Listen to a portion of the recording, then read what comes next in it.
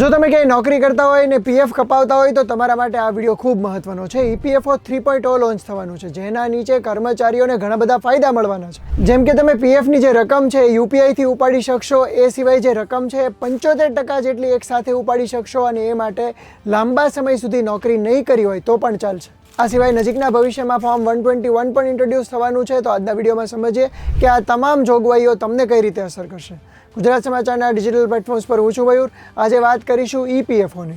મિત્રો, ઈપીએફઓ વિશે તમે જાણતા જશો, એમ્પ્લોઈઝ પ્રોવિડન્ટ ફંડ ઓર્ગેનાઇઝેશન, જેમાં તમારી કંપની થોડા પૈસા તમારા અકાઉન્ટમાં નાખે છે અને તમારો જે મંથલી સેલરી હોય છે એમાંથી થોડા પૈસા કપાય છે. આ રકમ ભેગા થઈને એના ઉપર તમને વ્યાજ મળે છે. લાંબા ગાળે એ જમા થયેલી રકમ તમને ઘણી બધી જગ્યાએ કામ લાગી શકે છે. પરંતુ પ્રશ્ન એ થાય છે કે જ્યારે ખરેખર કર્મચારીને પૈસાની જરૂર હોય ત્યારે પૈસા ઉપાડી શકતો નથી, કારણ કે આ જે સિસ્ટમ છે એમાં ઘણી બધી જગ્યાએ ગૂંચવાડા છે. હવે ઈપીએફઓ 3.0માં આ બધા જે ગૂંચવાડા છે એને સરળ કરવામાં આવનાર છે. અગાઉ પૈસા ઉપાડવા માટેની જે 13 કેટેગરી હતી એને હવે માત્ર 3 મુખ્ય કેટેગરીમાં વર્ગીકૃત કરવામાં આવશે. આ 3 કેટેગરીના નામ છે એસેન્શિયલ નીડ્સ, હાઉસિંગ નીડ્સ અને ઇમરજન્સી નીડ્સ. એસેન્શિયલ્સમાં હેલ્થ અને એજ્યુકેશન જેવી તમામ જરૂરિયાતો આવી જાય છે. હાઉસિંગ નીડ્સમાં જો તમે હાઉસિંગ લોન પે કરતા હોય કે નવું ઘર ખરીદવા કે બનાવવા માંગતા હોય તો એની જરૂરિયાતોનો સમાવેશ થાય છે. અને ઇમરજન્સી નીડ્સ છે, એમાં કોઈ ફિનાન્શિયલ ક્રાઇસિસ આવી જાય કે પછી કોઈ ડિઝાસ્ટર જેવી સમસ્યા હોય ત્યારે તમે ફંડ ઉપાડી શકો છો. એટલે અગાઉ જે બહુ બધા ગૂંચવાડા હતા એમાં તમને રાહત મળવાની છે. અને બીજી મોટી રાહત એ મળવાની છે કે તમે એક સાથે મોટું અમાઉન્ટ પણ ઉપાડી શકશો. પહેલાં એવું હતું કે તમારા જ પીએફની રકમ ઉપાડવા માટે તમે 2 વર્ષ, 5 વર્ષ કે 7 વર્ષ સુધી નોકરી કરી હોય તો અમુક માત્રામાં રકમ ઉપાડી શકો. પરંતુ હવે એવું નથી. તમે માત્ર 12 મહિના નોકરી કરી હશે તો પણ તમારા પીએફનો એક મોટો જથ્થો તમે ઉપાડી શકશો. ઈપીએફઓ 3.0માં જે ગૂંચવાડા ઓછા થઈ રહ્યા છે એમાં બીજો એક બહુ જ મોટો ફાયદો તમને મળવાનો છે.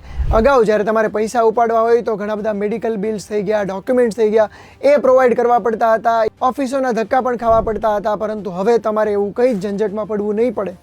ઘણા બધા કેસીસમાં તો તમે 75% જેટલો અમાઉન્ટ પણ ઉપાડી શકશો. જેમ કે જો તમે નોકરી ગુમાવી દો છો તો એવા કેસમાં પણ તમે 75% જેટલી રકમ ઉપાડી શકો છો.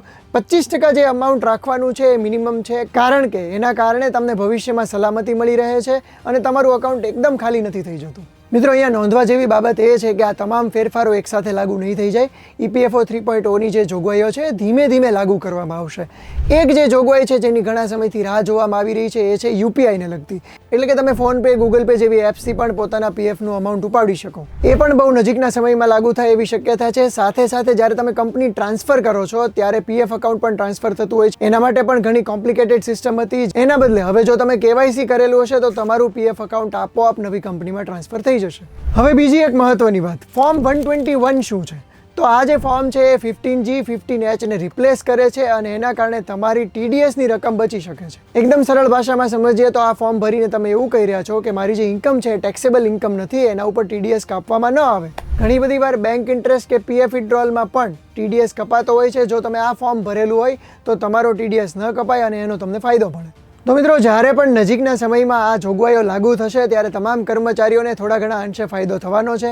આ વિડીયો તમારા મિત્રો સાથે શેર કરજો અને પોતે પણ સેવ કરી રાખજો, જેથી જરૂરિયાતના સમયે ફરીથી જોઈ શકો. ગુજરાત સમાચારના ડિજિટલ પ્લેટફોર્મ્સ પર અમે તમારા માટે આવી બધી કામની માહિતી લઈ આવતા હોઈએ છીએ. એટલે જો તમે સબસ્ક્રાઇબ કે ફોલો ના કર્યું હોય ને તો કરી લેજો.